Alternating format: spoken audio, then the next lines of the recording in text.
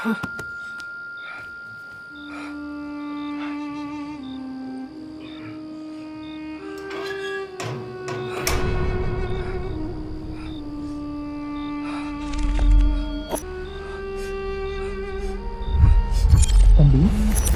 தம்பி, எங்கேருந்துப்பா வந்திருக்க? உன் உடைகளை பார்த்தா ரொம்ப வித்தியாசமாக இருக்கே.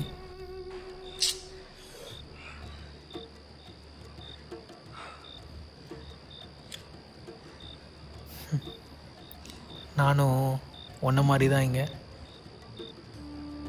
தம்பி தம்பி, உன்கிட்ட தான்ப்பா பேசிகிட்டு இருக்கேன். யோ, நீ யாருன்னே தெரில, இது எந்த இடம் தெரில, நான் ஏன் எங்கே இருக்கேன்னு தெரில, எனக்கு வந்த கனவும் புரியல. ஏன் இப்போ நடக்கிறது எல்லாமே எனக்கு ஒரு கனவு மாதிரி தான் இருக்கு. நீ வேற சும்மா நோயினே எனக்கு கத்தினேங்கிற.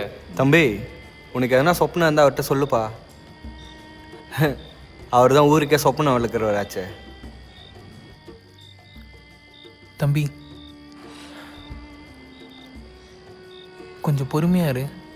அவர் சொன்னது என்னமோ உண்மைதான். உனக்கு புரியாத சொப்பனம் எதனா இருந்தால் என்கிட்ட சொல்லு. அதை என்னால் விளக்க முடியுதான்னு பார்க்குறேன்.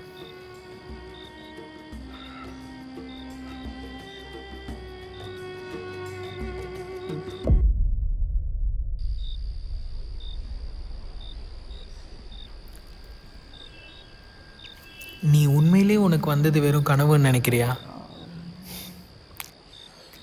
அந்த கதவுக்கு பின்னாடி இருக்கிற வெளிச்சம் உன் வாழ்க்கையில் நடக்க போகிற எல்லா நல்ல விஷயங்களையும் குறிக்குது. ஆனால் உன் கையில் ஏதோ ஒன்று இருக்குன்னு சொன்னியே, ஃபோனுன்னு. அதுவோ அதில் இருக்கிற ஏதோ ஒன்று தான் அதை உன்னை அடைய விடாமல் தடுக்குது.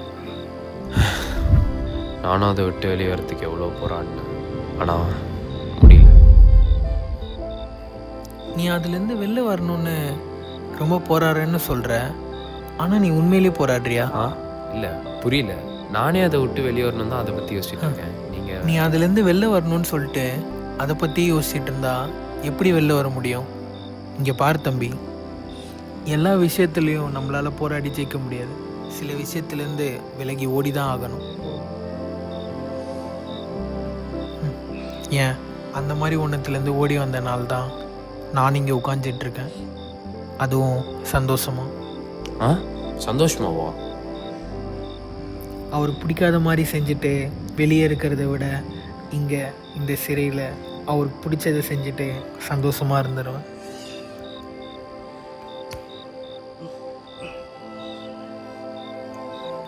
ஆனால் கடவுளுக்கு ஒன்று ரொம்ப பிடிக்கும்னு மட்டும் தெரியுது. யோசேப்பு, உன்னை பாருன் ராஜா கூப்பிடுறாரு.